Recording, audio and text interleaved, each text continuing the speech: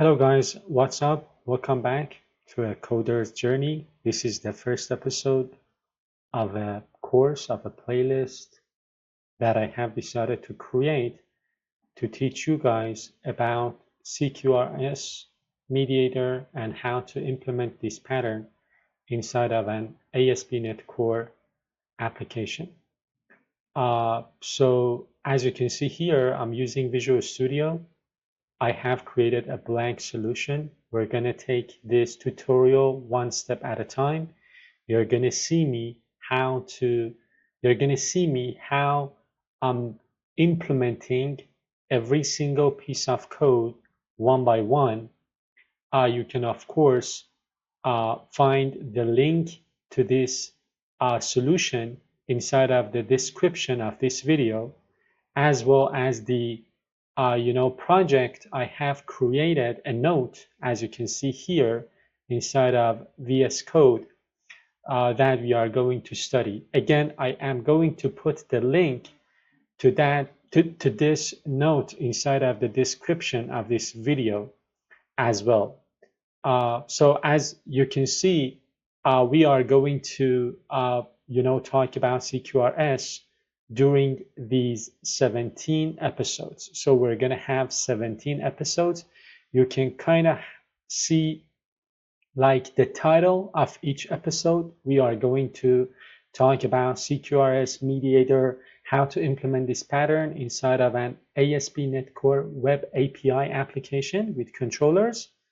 And I'm going to tell you all you need to know about this, pattern and how to implement it inside of a real domain. So the domain of our application is going to be a fictitious company called Pivus, a company that I have also used in some of my other courses.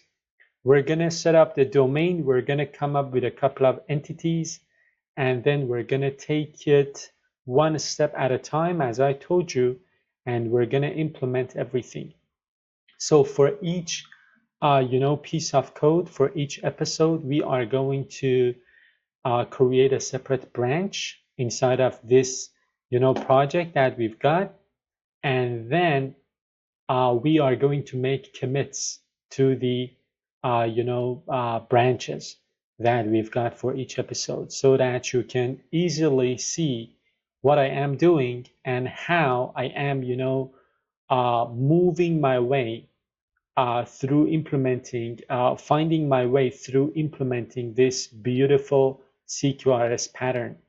Again, as I said, you can find the link to the solution file as well as the note that I've got here in the description of this video. And it's going to be a thorough, comprehensive course. As I told you, we're going to have 17 episodes, and we're going to see how to implement CQRS inside of a real project. So if you do not know anything about CQRS, if you have a minimum amount of knowledge in ASP.NET Core Web API development, I think this is the course for you. As a complement to this course, I would suggest watching another course that I have created about clean architecture, as well as the course about modular monolith. So I think that these topics are all related. And if you study them, if you watch the videos one course at a time, they will help you to better understand why we are, going to use CQRS inside of our projects. So I think if I'm not mistaken, in the modular monolith course that I have here on my YouTube channel, I have used CQRS as well. But in that course, I have assumed that you already know what CQRS is and how to implement it. But in this course, I assume that you know nothing about this and you want to learn how to implement this. So yeah, that's it. Without further ado, let's go to the notes and see what we are going to study in the first episode. So, as I told you, this tutorial will guide you through implementing the Command Query Responsibility Segregation. So CQRS stands for Command Query Responsibility Segregation, command and query. So this basically means that we need to distinguish or separate our operations, the things that are happening on our database, for example, or inside of the domain of our application are going to be commands or queries. Sometimes an operation can be both. We're not going to talk about that case right now. Just think about it. CQRS wants to separate the commands and queries. And Mediator patterns in an ASP.NET Core application using the Mediator library. This is the library that we are going to use. We'll build a simple API for managing employee data to illustrate these concepts. So let's move on to the first section. I'm going to close out this guy, by the way. So yeah, episode 1. This is the first episode. CQRS and the Mediator pattern. This section introduces the fundamental principles behind CQRS and Mediator patterns, which Mediator is designed to facilitate. Guys, I know that as a developer, you prefer to see code, right? But I think it is also very important to understand the concepts and the theory behind this CQRS and Mediator pattern, because down the road, it will help you get a better understanding of the code if you understand the fundamental principles and concepts behind CQRS and Mediator. So again, if these notes seem a little bit theoretical and you prefer to see the code in action, just bear with me for a couple of minutes. I have all the code we are going to create and we are going to see them in action. So let's talk about CQRS, which stands for Command Query Responsibility Segregation. It is an architectural pattern and its focus is, as I told you, by the way, I think, show you the preview of this. And I can zoom in so you can better see what it is all about. So yeah, it is about separating the responsibility of commands and queries. Commands are normally operations that modify the system's state. Queries are operations that retrieve information. So for example, as a very simple example, if you send an insert or update command to a database, that is considered to be a command, right? Because it modifies system's state. But if you send a select command, right, to the database, it is a query. I know that I have used the word command, right, here as well. A query command doesn't make sense. It doesn't make a lot of sense. But command is an overloaded word or term, so it could have more than one meaning. So in traditional CRUD applications, create, read, update, delete, the same data model is often used for both reading and writing data. This is what we traditionally used to do, right? So we had the same data model, the same database, the same data access layer probably, and the same data model, the same DTOs for reading the data from the database and presenting that data to the user, and also to collect the data from the user and then persist that data inside of the database. But CQRS advocates for splitting these operations into two distinct models, one for handling commands and another for handling queries. Take a look at this diagram. So if this is your client, a mobile app, I don't know, like a web application, a front-end application, if this application issues a command, it's going to make a write operation, for example, or an update to the data warehouse. So it is going through a different, dedicated, separate data model. But if the same client wants to fetch data, wants to get some data from the database, then a separate model, query model, for example, is going to get used. So what's the benefit of this? The benefit of this is that again, you are going through the phase of separation of concerns. So you are seeing fetching data and persisting data as two separate concerns. And you are separating these, right? Separation of concerns. It is a very important principle in software development. Another thing is that this pattern comes with a lot of flexibility, in my opinion. For example, the fact that you are separating your commands and your queries gives you the opportunity to create two different data access layers for these two operations. For example, for persisting the data, you can use a document-based database like Mongo. And for fetching data, you could use a relational database.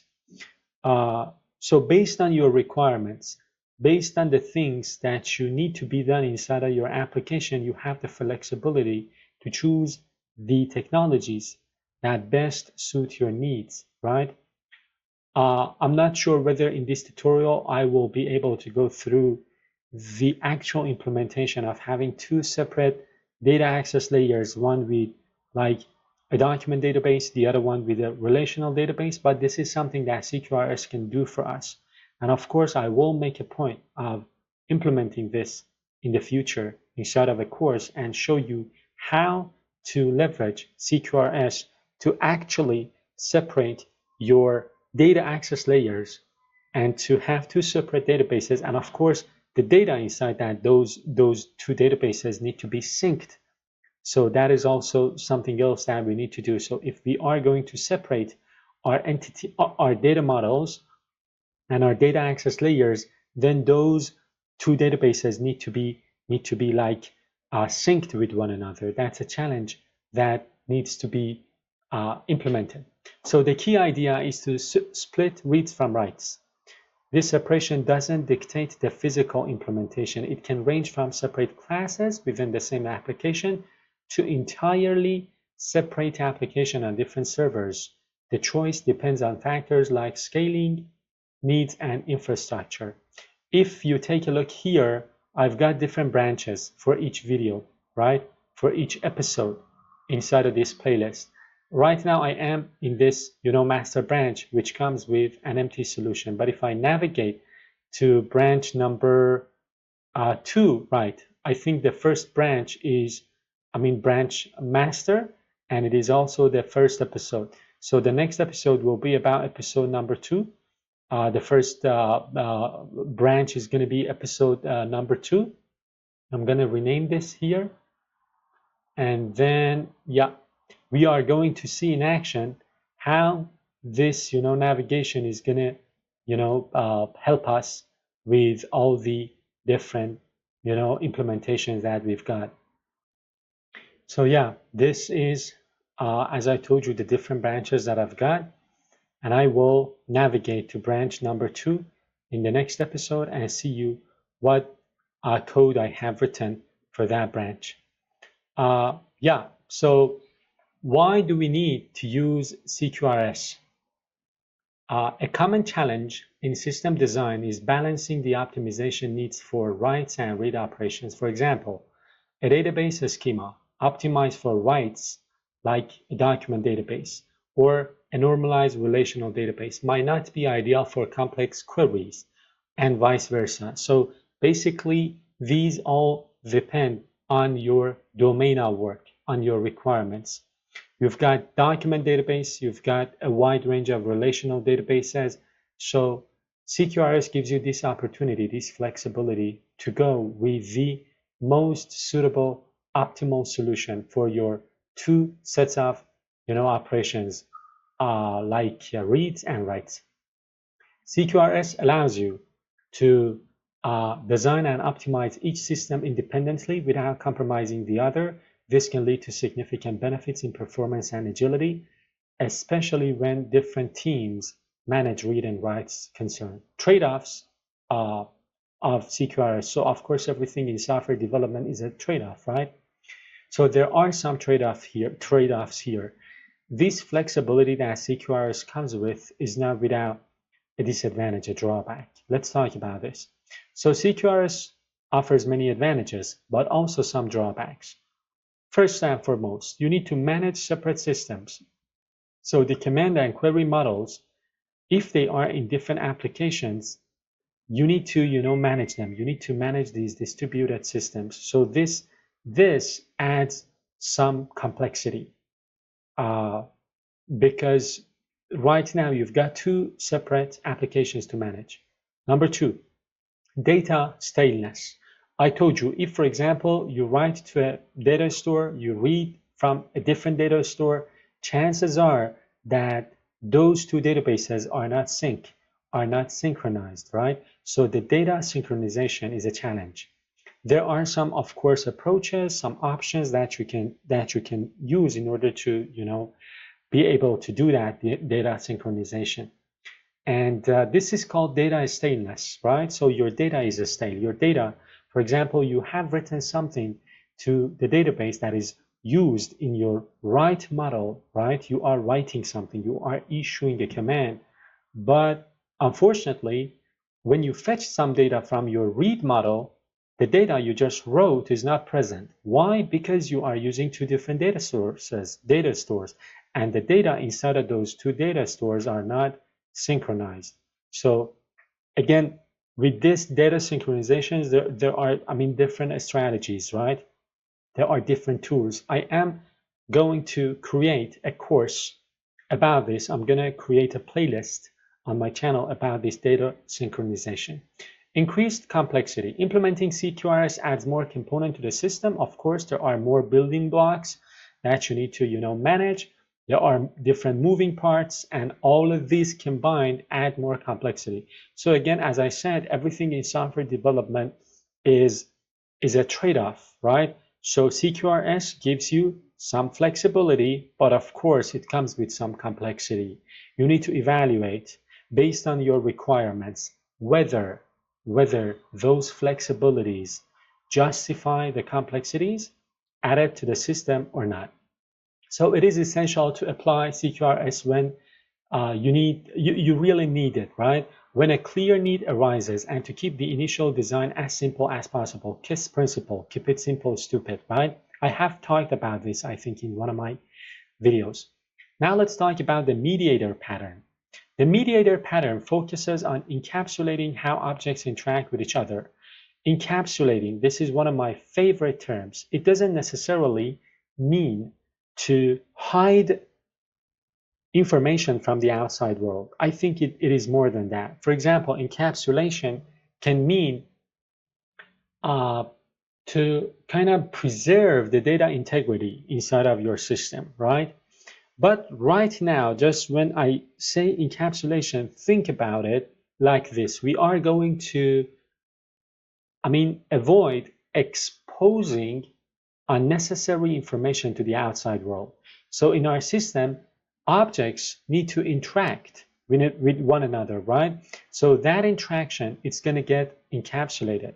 So instead of direct dependencies between objects, they communicate through a central mediator object. So that those interactions between the different parts of your application, different modules, different components, whatever you want to call them, those interactions are going to get encapsulated inside of another object called mediator. So instead of having your components talk to one another directly and have dependencies on one another, you are going to encapsulate those interactions inside of an object, which we are going to call mediator. So mediator means something that mediates something, right? So to mediate, it means to handle and manage.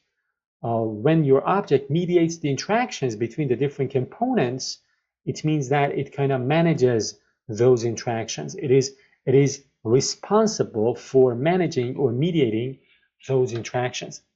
So the mediator is responsible for routing interactions to the appropriate parties or components of your application. So instead of service A, right, communicating with service B directly, this communication goes through the mediator. So the mediator is responsible for mediating these interactions, for controlling, managing, right, these interactions. And one good thing, one advantage of this is that For example, service A and service B are not coupled anymore. So if they have direct dependencies on one another, one change in service B could cause cascading changes in service A. Right now, they are talking through this mediator channel. They're not dependent on one another directly.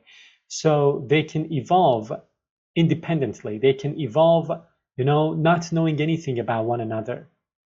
The same idea, I think, is present in things like event-driven architecture, right? With something like RabbitMQ. So the services do not communicate with one another directly through, I don't know, like invoking methods or, for example, sending a direct RPC call, but rather they are communicating through a message box. So this is very similar. If you are familiar with event-driven architecture, this is very similar. Service C again communicates with service D and E. So here you can add as many services as you want. Here as well. They are not dependent on one another because we've got another component mediating those interactions. So these two can communicate with one another, can evolve independently, not knowing anything about one another, because this communication happens through this mediator channel. So this pattern promotes loose coupling by minimizing direct dependencies between components. This makes the code simpler, easier to test, and more adaptable to change. I told you that. Components are less aware of each other, and adding new handlers or behaviors becomes easier without modifying the producers of messages. This is similar to the public subscribe pattern used in message brokers. How Mediator facilitates CQRS and Mediator patterns. Mediator, with a capital R, is the name of the library that we are going to use inside of this, application. So Mediator is an in-process implementation of the Mediator pattern that helps in building CQRS systems within a single application process. All communication between the user interface and the data store goes through Mediator. The Mediator, because it is in process, it means it is suitable for separating commands and queries within the same application, but not for distributed CQRS systems, where a message broker like Kafka or Azure Service Bus would be more appropriate. Right now, for this tutorial, we're going to use the Mediator library. Why? Because we want to be able to implement this CQRS pattern inside of a single application process, but in a real distributed application with different components, distributed, right?